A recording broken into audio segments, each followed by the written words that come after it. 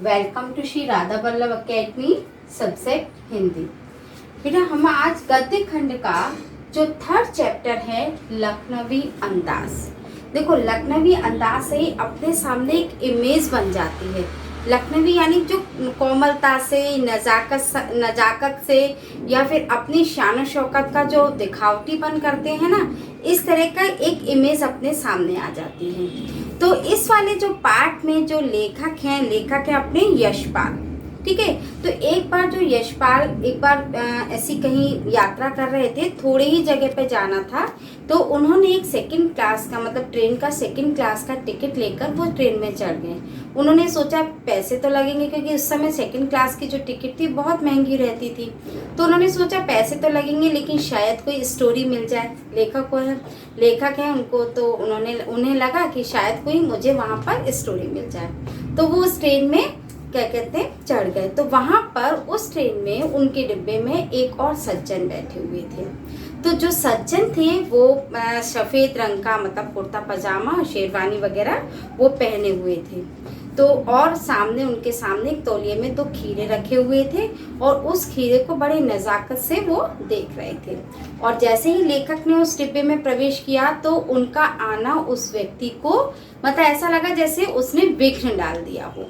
तो लेखक ने फिर इसमें अपने जो पूरे इस पाठ में उसी व्यक्ति के द्वारा जो कार्य किया गया, कार्य उन्होंने क्या किया, नजाकत से खीरों को पहले तौलिए से पोंछना, धोना, फिर उनको छीलने के बाद उसमें 2 फाँक करके फिर उसमें नमक लगाकर और मात्र सूंघ कर, और केवल सूंघने से ही उनके मुख में मतलब रस आ गया, और बस सूंघ कर रस का आनंद लेकर और उन खीरों को खिड़की से बाहर नजाकत से फेंक कर और गर्व अनुभव करके मतलब ये दर्शाना कि हम पैसे वालों के लिए मतलब इस तरह से ही मतलब देखना होता है। मतलब कहने का मतलब ये है कि जो इस तरह का कार्य करके अपनी शान शौकत को दिखाने का दिखावा किया जाता है।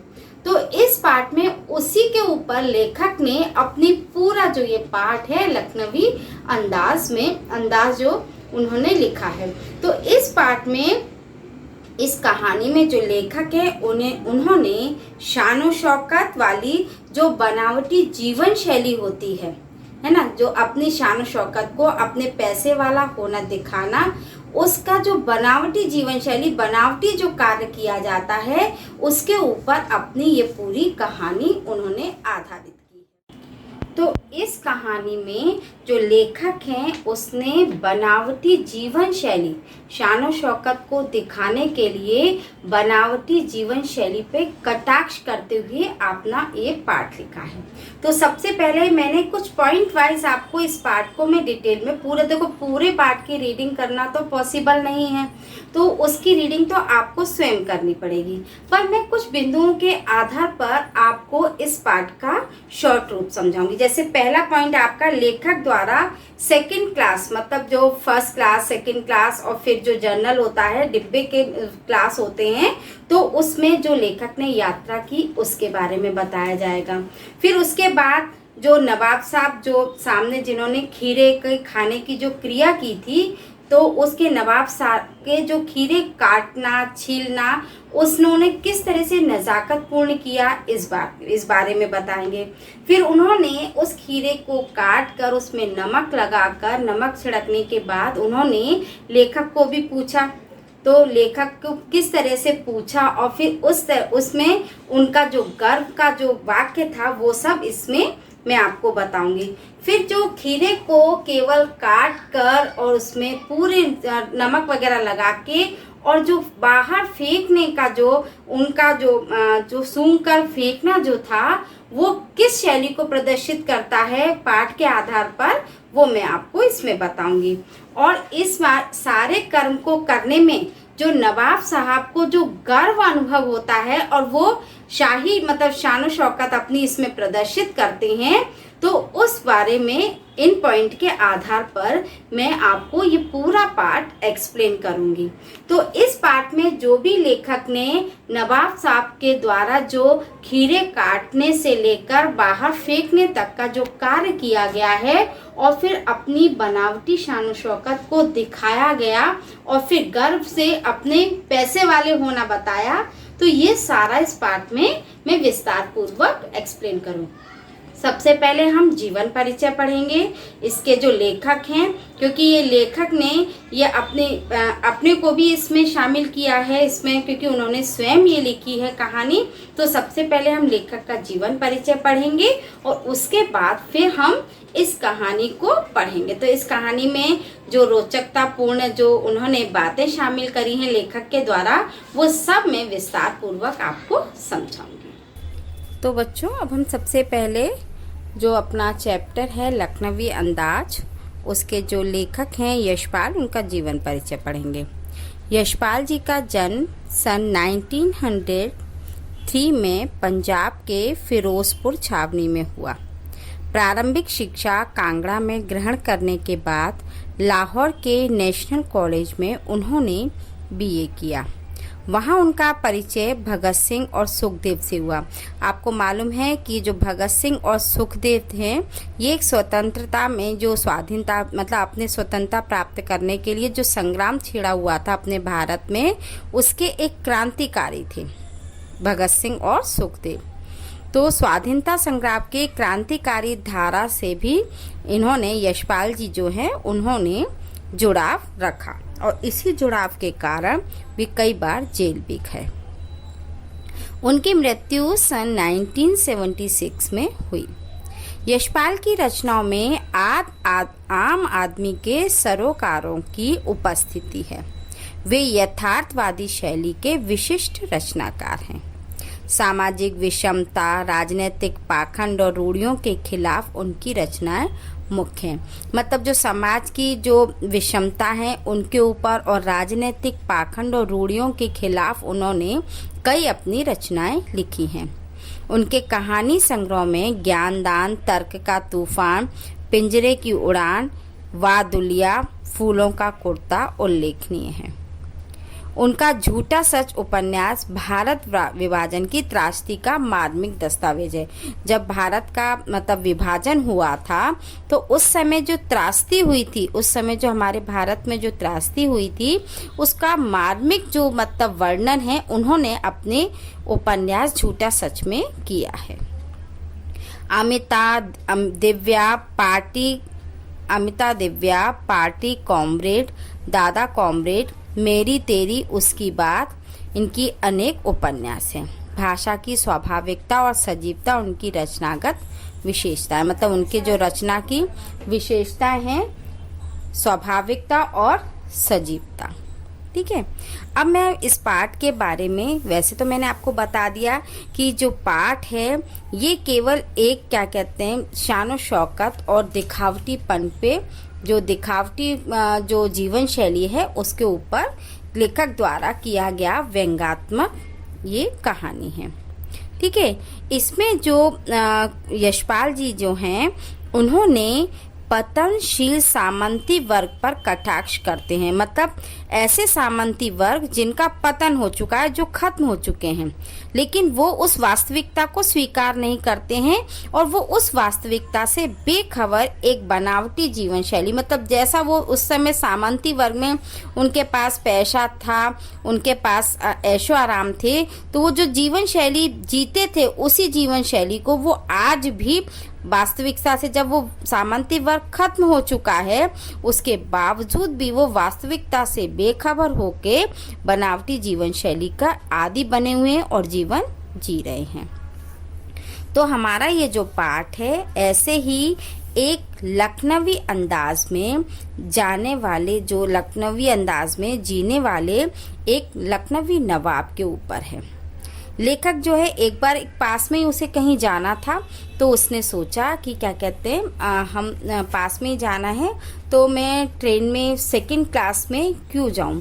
पर सेकंड क्लास में जाने के लिए क्योंकि बहुत महंगी टिकट थी उनकी सेकंड क्लास में जाने की, इसलिए उन्होंने सोचा कि न जाऊं, लेकिन फिर सोचा चलो कोई बात नहीं, शायद हम मुझे जाने से वहाँ कोई कहानी ही मिल जाए। तो इस करके उसने वहाँ पर यात्रा की। तो सबसे पहले मैंने कुछ पॉइंट आपको बताए हैं, उन पॉइंट के आधार पर मैं पूरी कहानी जो है वो एक्सप्लेन करूँगी। वैसे तो बेटा आपको एक एक जो आपकी जो स्टोरी है पूरी आपको स्वयं उसको रीड करना पड़ेगा, लेकिन केवल मैं शॉर्ट रूप में कुछ बिंदुओं के आधार पर पूरी कहानी आपको एक्सप्लेन कर रही हूँ। सबसे पहले लेखक के द्वारा जो उन्होंने सेकंड क्लास की जो रेल यात्रा की उसके बारे में बताती हूँ। लेखक को पास के ही रेल स्टेशन तक रेल यात्रा करनी थी, लेकिन सेकंड क्लास में पैसे भी बहुत अधिक लगते। फिर सोचा लेखक ने कि चलो कोई नई कहानी ही मिल जाए। सोचने सेकंड क्लास के डिब्बे में सोचते रहेंगे और खिड़की के बाहर देखेंगे तो दृश्यों से या वहाँ के वातावरण से शायद कोई कहानी देखने और सुनने को मिल जाए। तो वो सेकंड क्लास के डिब्बे में चढ़ गए। डिब्बे में उनके अतिरिक्त एक सज्जन और थे। मतलब वो लेखक जब उसमें पहुँचे तो वहाँ पर एक सज्जन सफ़ेद पोश लखनवी नवाब थे। वो वहाँ पर आराम से पालथी मारकर अपनी सीट पर बैठे थे और उनके सामने 2 ताज़े खीरे तौलियों में रखे हुए थे। लेखक के आने से उनको थोड़ा विघ्न अनुभव, विघ्न का मतलब होता है रुकावट, जैसे किसी के आने पे हमें अच्छा नहीं लगता ना, तो ऐसा ही लेखक के आने पर डिब्बे में उनको जो नवाब साहब थे उनको अच्छा नहीं लगा। फिर लेखक के बात करने का उत्साह नहीं दिखाया उन्होंने। नवाब साहब ने लेखक से कोई बात भी नहीं करी, तो लेखक भी चुपचाप वहाँ पर बैठ गए। अब उन्होंने देखा, लेखक ने देखा कि जो नवाब साहब हैं उनके सामने 2 खीरे रखे हुए थे, तो वो उसे बड़ी ही नजाकत से काट रहे थे। तो किस तरह से काटे, लेखक अकेले बैठे बैठे कल्पना करने लगा कि आखिरकार नवाब साहब ने सेकंड क्लास में सफ़र करना गवारा कैसे किया।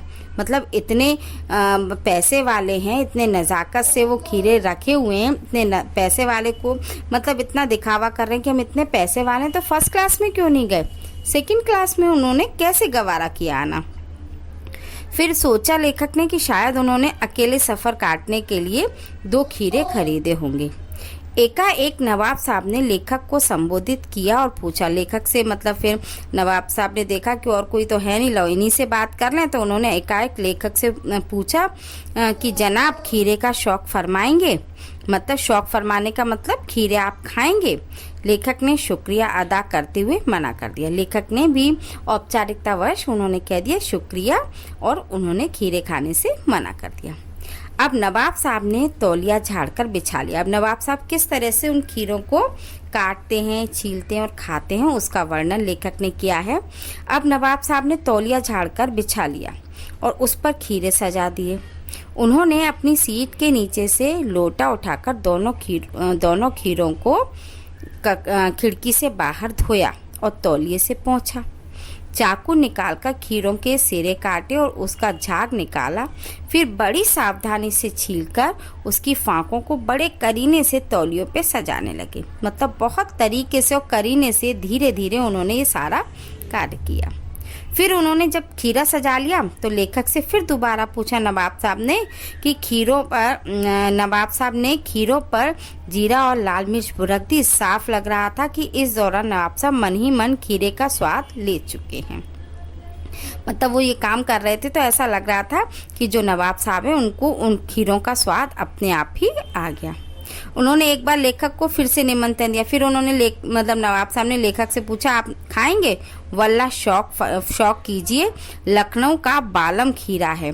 तो ये मुसलमानी बेटा, ये क्या कहते हैं, इनकी जो मुसलमान की भाषा है उनके कुछ शब्द हैं, जैसे वल्ला है ना, है बालम, इसमें वल्ला उस तरह से शौक कीजिए, मतलब इसको खाएंगे क्या? लखनऊ का बालम खीरा है।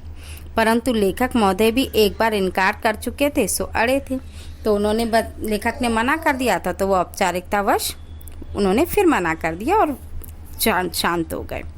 अब नवाब साहब ने उन खीरों को रख लिया। फिर वहाँ पे फिर बाद में उन्होंने क्या किया, फिर नवाब साहब ने खीरे सूंघकर बाहर फेंक दिए। अब नवाब साहब ने बड़ी प्यारी आंखों से खीरों की फांकों को देखा, एक लंबी सांस ली, खीरे की एक फांक उठाकर होठों पर ले गए, फांक को सूंघा, स्वाद के आनंद से उनकी पलकें मूंद गईं। उन्होंने मुंह में भर आए पानी को गले में उतार ले, मतलब एक क्रिया की कि उसमें मतलब उन्होंने खीरे को इतना काटा, फिर उसमें नमक लगाया, फिर सूंघा और सूंघने से ही उनके मुंह में पानी आ गया। फिर एक अंदाजे से ऐसा लगा उन्होंने उस रस को पी लिया, ठीक है। और फिर उसके बाद उन्होंने उस खीरे को खिड़की के बाहर छोड़ दिया। इस प्रकार एक एक खीरे को सूंघकर उसका स्वाद लेते ही वो बाहर छोड़ते गए। अब इसमें नवाब साहब की जो गर्व करने वाली बात प्रदर्शित होती है उसके बारे में लेखक ने लिखा, सारे खीरे बाहर फेंककर उन्होंने तौलिए से हाथ और होठ पोंछे। फिर गर्वपूर्वक लेखक की ओर देखा, मानो कह रहे हों यह है खानदानी रईसों का तरीका। मतलब हम खानदानी पैसे वाले हैं, रईस मतलब पैसे वाले, हम खानदानी पैसे वाले हैं। हम खीरों को, इतने अच्छे खीरों को लेते हैं, तरीके से रखते हैं और केवल सूंघ कर ही स्वाद लेकर उसे फेंक देते हैं। नवाब साहब मानो खीरे की तैयारी और प्रयोग से थक कर लेट गए। लेखक को उसके सम्मान में सिर झुकाना पड़ गया। लेखक सोचने लगा, फिर बाद में ये पूरी जो क्रिया उसने देखी उसके बाद लेखक सोचने लगा कि क्या स्वाद और सुगंध से इस तरह संतुष्ट हुआ जा सकता है। इतने में नवाब साहब ने जोर से डकार भी ले ली। वे लेखक की ओर देखकर बोले, खीरा लजीज होता है, लजीज मतलब स्वादिष्ट होता है, लेकिन होता है शकील, ना मुराद मैदे पर बोझ डाल देता है। मतलब इसमें मैदे, मतलब इसमें कहा है कि अगर उसको खा लो तो उससे पेट खराब हो जाता है। यह सुनते ही लेखक को लगा ये नवाब साहब ही हैं नई कहानी के लेखक। तो लेखक को इस नवाब साहब को देखकर ही उसे एक नई कहानी मिल गई। अगर सुगंध और स्वाद की कल्पना से पेट भर जाता है तो फिर विचार, घटना और पात्र के नई कहानी क्यों नहीं लिखी जा सकती। मतलब फिर उनको ये सब मतलब पूरा जो लेखक उनको देखकर, नवाब साहब को देखकर लेखक को भी एक कहानी मिल गई और उन्होंने फिर इस कहानी को लिखा। ठीक है, तो ये आपकी पूरी कहानी का एक सारांश है जिसमें लेखक ने पूरा मतलब अपने इसमें केवल शान शौकत वाले बनावटी जीवन शैली पर कटाक्ष करते हुए एक व्यंग्यात्मक शैली में ये आपकी कहानी लिखी है जिसे लिखा है लखनवी अंदाज। तो अब आप इसकी रीडिंग करेंगे और रीडिंग करने के बाद आप इसके जो क्वेश्चन आंसर है उसमें आप खुद पहले करके देखिए, है ना। उसके बाद मैं जब PDF भेजूंगी उससे आप नोट डाउन करिए। Okay, thank you.